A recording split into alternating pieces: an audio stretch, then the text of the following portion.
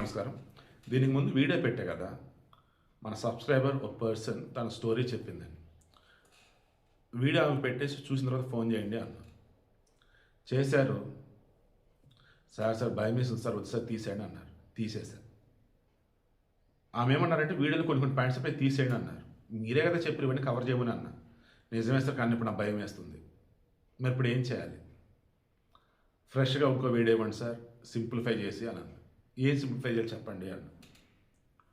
ప్రేమించి చేసుకున్న arrange marriage అయినా ఇంట్లో ఉన్నటువంటి ఆడ మనిషిని మగవాడు తనలో సగం భాగంగా చూడాలి. పోనీ అలా చూడలేదు అనుకుందాం. ఇంట్లో ఒక మనిషి ఉందని గుర్తించి తాను చేసే పనులు ఏవైతున్నాయో ఈ మనిషి చెప్తే చాలు. ఫైనాన్షియల్గా అన్నప్పుడు మనం ఎక్కడున్నాయి ఏంటి అవి చెప్పాలి. మనం ఏం చేస్తున్నాం ఏంటి చెప్పాలి. గతంలో ఎలాగైనా ఉండొచ్చు, పెళ్ళైన తర్వాత మాత్రం భార్య పిల్లలు తన రెస్పాన్సిబిలిటీ అంటూ ఉండాలి. బయట ఏదైనా పని మీద వెళ్ళినా ఎవరైనా మాట్లాడినా ఇంట్లో వాళ్ళే గుర్తుండాలి. ఎవరితో గొడవ పడాలి అన్నప్పుడు, ఇతనికి ఏమైనా అయినప్పుడు మోస్ట్ ఎఫెక్టెడ్ అన్నప్పుడు ఆ ఫ్యామిలీ మెంబర్స్. వారికి ఇతని సైడ్ నుంచి సపోర్ట్ రావచ్చు, ఆమె సైడ్ నుంచి సపోర్ట్ రావచ్చు, లేదా ఇరువైపులు కూడా సపోర్ట్ రాకపోవచ్చు. అప్పుడు ఎలా బతకాలి? ఈమె భర్త ఫైనాన్స్ డబ్బులు ఇచ్చాడు, దెన్ ఇవ్వాల్సిన ఇవ్వట్లేదు, నువ్వు బయట తిప్పుతున్నావు కదా డబ్బుల్ని, వాళ్ళు ఎవరో ఏంటి చూపించి నాకు నేను వస్తున్నా అన్నాడు. వెళ్ళాడు, డబ్బులు ఇలా ఆల్రెడీ వాడేసుకున్నారు, తిరిగి ఇచ్చే స్తోమత లేదు. ఇతను కోపిస్తోడు, మనల్ని చంపుతాడని చెప్పేసి అతను చంపేసి ఇల్లు నింపారు. మొత్తం 10 మంది. 10 మందిలో 3 మైనర్లు. మైనర్లని మన విజయ్ సేతుపతిది విజయ్ది సినిమా వచ్చింది, మాస్టర్ అనుకుంటా. అందులో ఇంతే కదా, పిల్లల్ని పనిలో పెట్టుకుంటాడు, లేదా పిల్లలతో ఏదో పనులు చేపిస్తాడు, చివరికి డబ్బులు ఎక్కువ ఇచ్చి మటలు కూడా చేపిస్తాడు. మనం ఇలాగే చేశారు.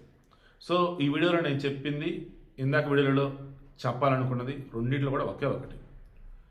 దయచేసి పెళ్ళికి ముందు మీరు ఎలాగైనా ఉండవచ్చు, పెళ్ళి తర్వాత భార్య పిల్లలు ఇదే మీ జీవితం అన్నట్టు ఉండండి. ఒక మాట మాట్లాడినా, ఒక పని చేసిన వీళ్ళని మైండ్లో పెట్టుకొని చేయండి. మన చాగంటి కోటేశ్వర గారు చెప్పినట్టు, ఒక పిల్లాడు తాను చేసిన పనిని వాళ్ళ అమ్మకి చెప్పలేని ఇదిలో ఉన్నాడంటే తప్పు అని. అలాగే ఒక భర్త అన్నవాడు బయటికి వెళ్ళి ఎన్ని పనులు చేసుకుంటూ ఉన్నా కానీ దానివల్ల ఇంట్లో ఉన్నటువంటి ఆడవాళ్ళకి ఇబ్బంది లేకుండా చూసుకోవాలి. ఇప్పుడు ఇతను డబ్బులు ఇస్తామని పిలిచి ఒక నిర్మాణ ప్రదేశానికి పట్టుకెళ్ళారు. నేను తోపుతురు, నన్ను ఎవరో ఏం చేయలేరులే అని చెప్పేసి పాపం ధైర్యంగా వెళ్ళాడు. కానీ ఆ స్కెచ్ పాపం అర్థం చేసుకోలేకపోయాడు. పోనీ వెళ్ళేటప్పుడు ఇంకోళ్ళు తోడుసుకుని వెళ్ళాడు, అది చేయలే.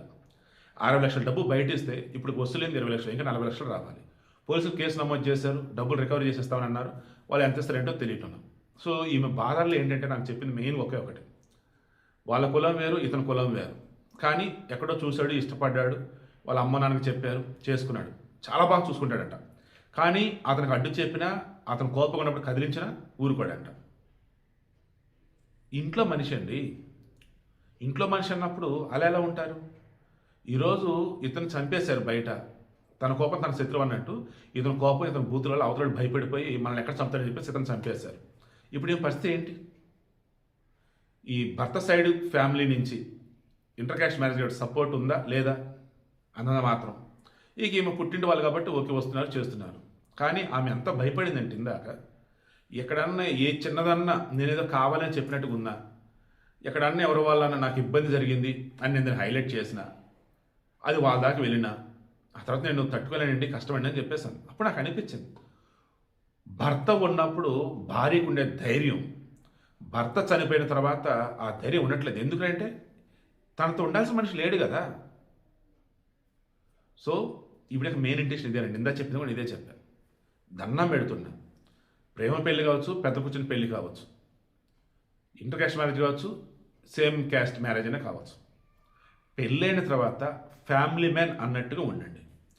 అండ్ ఇంట్లో భార్య చెప్పే మాట కూడా పాటించండి, వినండి.